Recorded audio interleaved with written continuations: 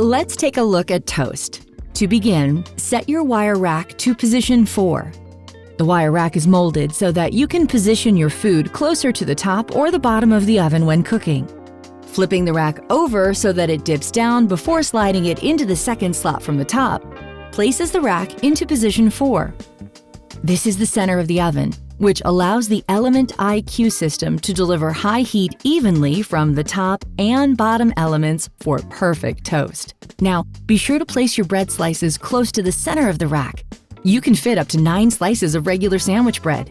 Close the oven door and use the Confirm dial to set the indicator on the LCD screen to toast.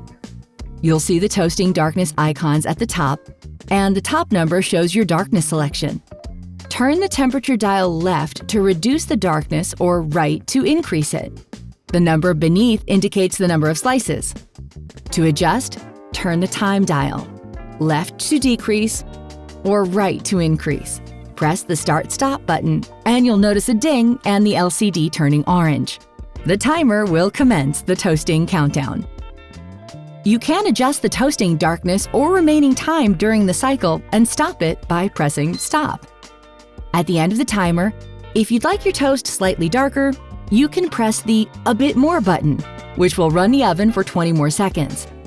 And if you're working with frozen food, the Frozen Food button reduces the oven temperature and extends the timer slightly to make sure the toast is evenly heated without burning it.